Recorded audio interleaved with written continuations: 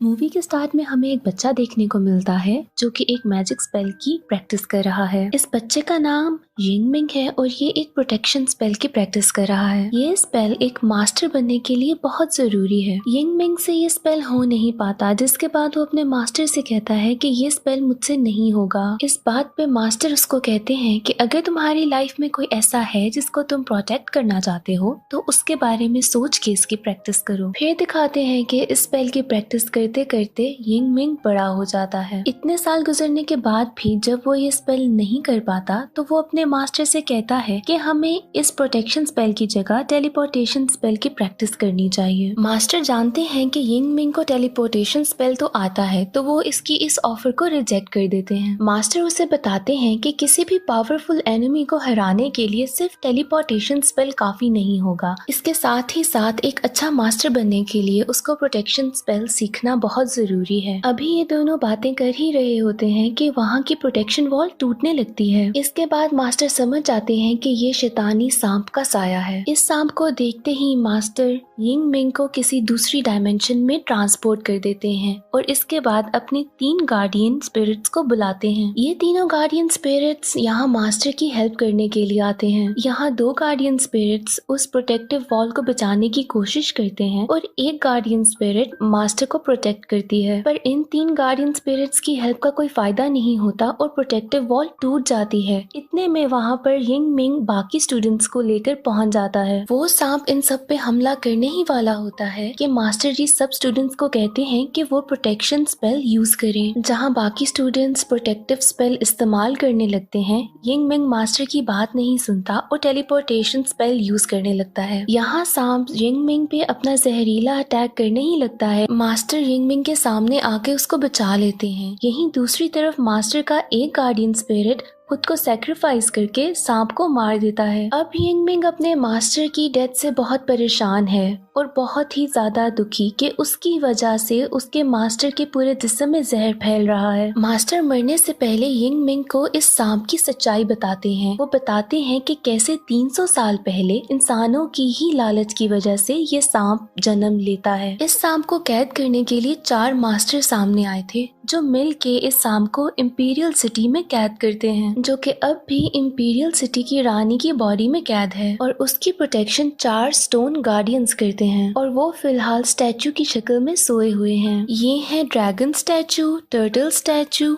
Bird statue और tiger statue. और जब भी ये सांप वहाँ से निकलने की कोशिश करेगा तो 4 मास्टर्स को जाकर इन 4 स्टैचूज को जगाना होगा। वहाँ दूसरी तरफ दिखाते हैं कि इंपीरियल सिटी की क्वीन अब बहुत ही ज्यादा परेशान हो गई है क्योंकि उसको पता चल गया है कि शैतानी सांप जाग चुका है। अब यिंगमिंग इंपीरियल सिटी में आ पहुंचा है। वहाँ उसको गेट पर एक आदमी नजर आता है जो कि एक बांसुरी बजा रहा होता है। ये असल में एक मास्टर है और इसका नाम है बुया। तभी इनको एक और मेलोडी की आवाज आती है जिनका ये दोनों मिलकर पीछा करने लगते हैं। काफी देर पीछा करने के बाद उनको पता चलता है कि ये मेलोडी बेसिकली एक डीमन यानी कि शैतान बजा रहा है। बुया उससे पूछता है कि तुम्हारी हिम्मत कैसे हुई ये बांसुरी चुराने की, क्योंकि ये बांसुरी हमारे राजा की है। यहाँ ये डीमन इनको बताता है कि जब उसकी दोस्त जिंदा थी तो वो महल में गाने गाया करती थी और वो अक्सर इसी धुन को बजाया करती थी। मुझे बस उसकी याद में ये धुन सुननी थी। बुया को शैतानों से सख्त नफरत थी। यहाँ पर वो शैतान को मारने ही वाला होता है कि यिंगमिंग उसको बचा लेता है। यहाँ यिंगमिंग बुया को बताता है कि ये एक डीमन तो जरूर है पर इतना भी कोई बुरा नहीं कि तुम उसको मार दो। बुया यिंगमिंग से कहता है कि ये एक शैतान है और बहुत बुरा है, इसको अच्छाई और प्यार के बारे में क्या पता। यिंगमिंग कहता है कि क्यों नहीं, इसको क्यों नहीं पता होगा। इन्हीं बातों की वजह से यिंगमिंग और बुया में लड़ाई हो जाती है। लड़ाई में यिंगमिंग उसको हरा देता है, जिसके बाद बुया वहाँ से चला जाता है।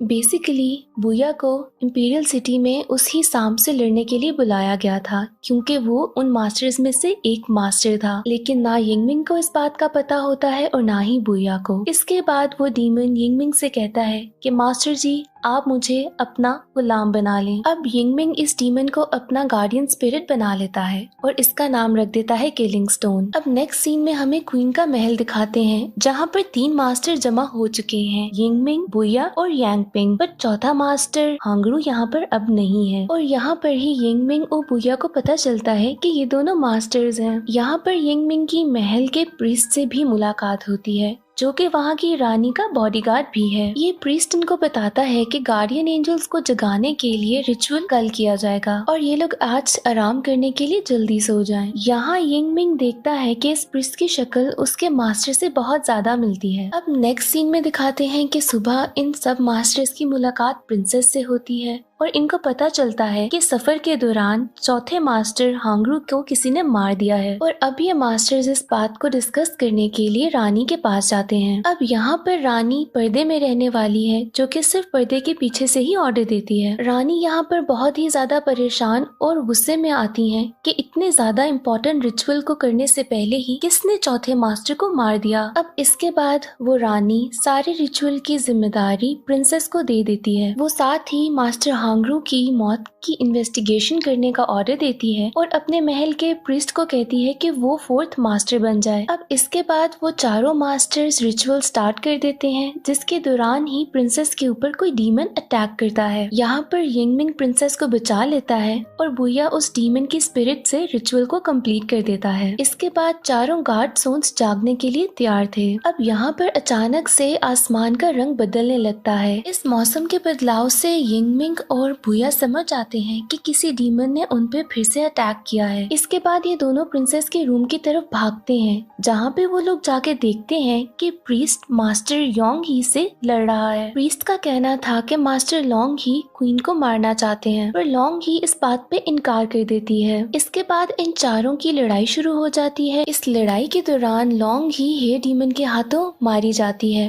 पर मरने से पहले लोंग ही यिंगमिंग को रानी के बारे में कुछ बताती है, पर ये बात अच्छी तरीके से यिंगमिंग नहीं सुन पाता। अब अगली सुबह बुया और यिंगमिंग मिलते हैं, जहाँ बुया उसको बताता है कि उससे प्रीस्ट पर शक है, लेकिन यिंगमिंग का कहना कुछ और है। वो बताता है कि उसको उल्टा रानी पर ही शक है। यहाँ ये दोनों एक दूसरे के अगेंस्ट होकर ही अपनी अपनी इन्वेस्टिगेशन शुरू कर देते हैं। अब यिंगमिंग अपने रूम में जाता है तो देखता है कि प्रिंसेस उसकी सॉर्ड को चुराने की कोशिश करी है। ये वो सॉर्ड है जो कि मास्टर ने यिंगमिंग को दी थी और इसी सॉर्ड से उस सांप को मारा जा सकता था। यहाँ यिंगमिंग प्रिंसेस से पूछता है कि वो उसकी सॉर्ड को क्यों चुरा रही थी, बट इससे पहले कि प्रिंसेस यिंगमिंग को कुछ बताती, वहाँ हेयर डीमन आकर प्रिंसेस पे हमला कर देती है। यहाँ ये हेयर डीमन यिंगमिंग को बताती है कि वो इस बात के लिए 60 ईयर्स से इंतजार कर रही थी और उसी के पास से यिंगमिंग को रानी की एक तस्वीर मिलती है, जिसमें वो बिल्कुल प्रिंसेस जैसी नजर आ रही हैं। इसको देख के यिंगमिंग सारी बात समझ आता है और वो इसके बाद बुया के पास जाता है कि वो सारी बात उसको बताए।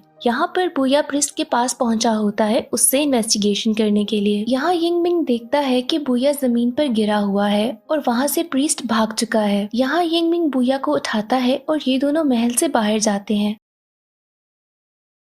वहाँ पर उनको प्रिंसेस और प्रीस्ट दोनों मिलते हैं। बुया प्रिंसेस से पूछता है कि उसने और प्रीस्ट ने रानी को धोखा क्यों दिया। यहाँ पर यिंगमिंग उसको बताता है कि ये प्रिंसेस नहीं बल्कि रानी ही है, यानी कि प्रिंसेस ही रानी है और रानी ही प्रिंसेस है, और जिसको उन्होंने पर्दे में देखा था वो रानी नहीं बल्कि रानी का स्टैचू था जिसको प्रीस्ट कंट्रोल कर रहा था। आखिर ये सब कुछ चल क्या रहा है? तो बात दरअसल ये है कि जब उस सांप ने इंपीरियल सिटी पे हमला किया था तो उन 4 मास्टर्स ने सांप को हरा दिया था, जिसके बाद रानी यानी कि प्रिंसेस यांगपिंग ने उस सांप को अपनी बॉडी में कैद कर लिया था, जिसके बाद वो इमॉर्टल हो गई और उसके बाद से उनकी उम्र नहीं बदली। अब रानी को उस सांप को अपने अंदर कैद करने के लिए खुद को भी इंपीरियल सिटी में कैद करना था और वो कभी भी अपने महल से बाहर नहीं जा सकती थी। तो अब इतने सालों से महल में रह रहकर प्रिंसेस को नाउमीदी सी होने लगी थी और वो बहुत ही ज्यादा उदास हो गई थी। इसके बाद महल में आते हैं यिंगमिंग के मास्टर, जिनके आने की वजह से प्रिंसेस का दिल बहल गया, बट वो वहाँ पर हमेशा के लिए नहीं रह सकते थे और उनको वहाँ से जाना पड़ता है। लेकिन प्रिंसेस उदास ना हो तो वो मास्टर उनको एक गार्डियन एंजल देते हैं जो कि बिल्कुल उन जैसा दिखता है, और वो गार्डियन एंजल कोई और नहीं बल्कि वो प्रीस्ट ही था। अब प्रिंसेस को तो यही लगता है कि प्रीस्ट वही मास्टर है, पर वो कोई और नहीं गार्डियन एंजल ही है। अब कुछ अरसे के बाद प्रीस्ट प्रिंसेस से कहता है कि वो इमॉर्टल होना चाहता है, और क्योंकि प्रीस्ट बिल्कुल मास्टर जैसा लगता है, प्रिंसेस बात मान लेती है। लेकिन इस बात के लिए उसको अपनी बॉडी से वो सांप निकालना होगा जिसको उसने काफी अरसे से अपने जिस्म में कैद करके रखा था। इसके बाद उस सांप को प्रीस्ट को अपनी बॉडी में कैद करना होगा जिससे वो इमॉर्टल हो जाएगा। ये बात सुनने के बाद यिंग मिंग और बुया उन प्रीस्ट के ऊपर हमला कर देते हैं। यहाँ प्रीस्ट उन पर टेलीपोर्टेशन स्पेल यूज करता है, बट जैसे कि हमें पता है कि यिंग मिंग की टेलीपोर्टेशन स्पेल बहुत स्ट्रॉन्ग है, वो उनके स्पेल से बच जाता है। दूसरी तरफ हमें दिखाते हैं कि प्रिंसेस की बॉडी में बहुत ज्यादा पेन स्टार्ट हो गई है, जिसका मतलब ये है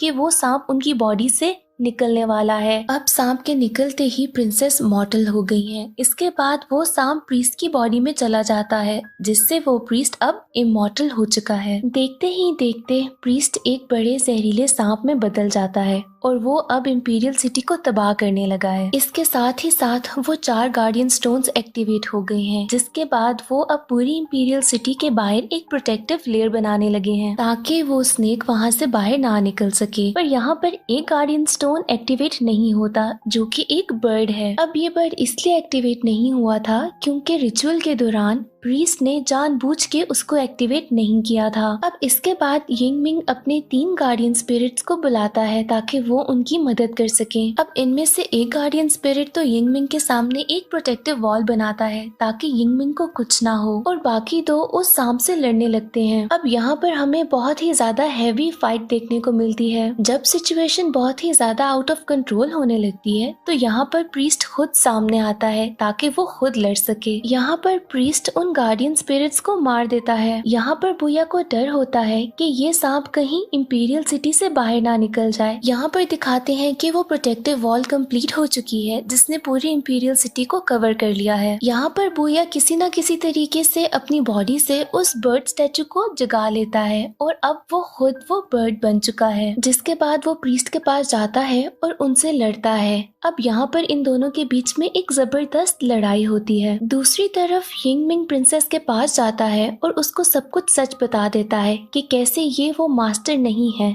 बल्कि वो प्रीस्ट सिर्फ एक गार्डियन एंजल है। इसके बाद यिंग मिंग अपनी पावर से प्रिंसेस को आखिरी दफा अपने मास्टर से मिलवाता है। यहाँ वो मास्टर प्रिंसेस को सब कुछ सच बताता है और बताता है कि कैसे उसने गलत किया, और साथ ही वो एशेज में बदलने लग जाता है। इसके बाद प्रिंसेस समझ आती है कि अब वो मास्टर इस दुनिया में नहीं रहे। इसके बाद यिंग मिंग और प्रिंसेस दोबारा इंपीरियल सिटी में आ जाते हैं जहाँ पर अभी तक बुया और प्रीस्ट की लड़ाई चल रही है। यहाँ यिंग मिंग बुया को बताता है कि ये सांप सिर्फ उसी सॉर्ड से मर सकता है जो कि उसके मास्टर ने उसको दी थी। यहाँ बुया वो सॉर्ड निकालता है, बट इससे पहले कि वो उस प्रीस्ट को मारता, वो प्रीस्ट बुया के हाथ से सॉर्ड गिरा देता है। अब ये तलवार प्रिंसेस उठा लेती है और वो उस प्रीस्ट को धमकी देती है कि अगर उसने ये सब कुछ बंद ना किया तो वो खुद को मार देगी। इसके साथ ही वो सॉर्ड से अपना गला काट देती है और खुद को मार देती है। ये देखते ही प्रीस्ट बहुत ही ज्यादा टूट जाता है क्योंकि वो काफी अरसे से प्रिंसेस के साथ था और ये दोनों बहुत क्लोज हो चुके थे। अब इस बात का फायदा उठाते हुए बुया इस प्रीस्ट पे हमला करता है। यहाँ पर सांप के साथ साथ प्रीस्ट दोनों मर जाते हैं